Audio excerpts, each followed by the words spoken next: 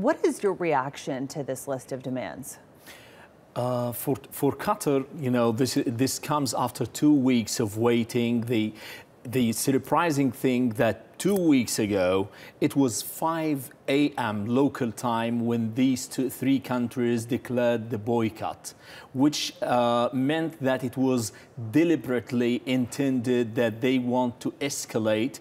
They didn't prepare the list of demands till that time. The United States Secretary of State Rex Tillerson was mystified because they didn't provide them with the list of grievances that promoted the rift between Qatar and the two other states in the Gulf region. Now, what will happen? I don't believe that Qatar is able to meet these conditions within 10 days. You have 4 more things to talk about here. You have the relation with Turkey, you have the relations with Iran, you have Al Jazeera, and you have the support of terrorism.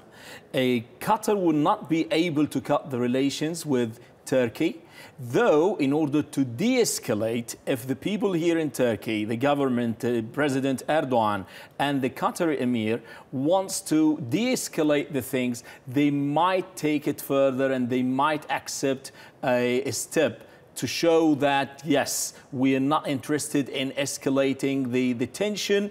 But the point is, whatever you do, it doesn't seem that the other Gulf states are ready to take it. That's the difficult point. Is encouraging Qatar to close this Turkish base, is that just a way to get at Turkey? And what would be the Gulf nation's motive there? President Erdogan a couple of days ago offered to King Salman, when he sent Mevlut Çavuşoğlu, the Turkish foreign minister, to Saudi Arabia, he offered them that Turkey is ready to have another base in Saudi Arabia. And recently they got a message from Saudi Arabia that they cannot allow Turkey to have a base there. So what Turkey is trying to do, Turkey is trying to tell them that I'm not taking any side. What is important for Turkey is the stability of the whole region. As far as the Gulf states are stabilized, still we can work together, Turkey and the Gulf states, the GCC, as one bloc, as one entity, to work more on stabilizing the whole region. The whole region is already in turmoil. It's the most tumultuous regions in the world, and it is already living crises everywhere. So it doesn't need any other crisis, mainly in the Gulf place. So why is it on the list? Why did the Gulf nations put that on the list? That's one point of it, is the United Arab Emirates, Mohammed bin Zayed. He's the one who is practicing more pressure on according to certain reports coming from the United States, that they have great relations and strong lobby with the think tanks affecting the decision makers in the United States. And they believe that the role of Turkey as a regional power should be contained. There are certain reports coming out from different places speaking about the United Arab Emirates funding the coup that happened a year ago in Turkey. So the United Arab Emirates, according to some of these reports, is directly involved in containing the role of Turkey here.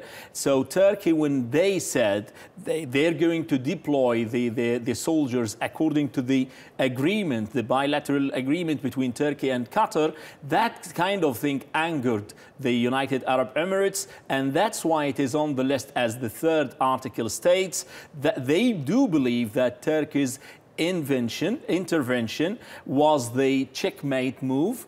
They told them Turkey is not going to leave Qatar alone. They say the Saudi Arabia tweeters or some of their activists, they're saying the Emir of Qatar will face the fate of Mohammed Morsi, the democratically elected president of Egypt, when he was deposed and then he is now in prison. So if the Emir of Qatar is not complying with their demands, he's going to face the same destiny of Morsi. That's why Turkey is saying this is not going to happen again. But we wish that we follow the track of peaceful negotiations. Still, we need to keep it among us as brothers and don't leave it to reach an extent of chaos or a unfixed end. Well, it'll be interesting, Ahmed, to see Turkey's reaction to this, being one of Qatar's most vocal allies at this time, and certainly how Doha reacts to this news with this 10-day deadline. Thanks for being with us.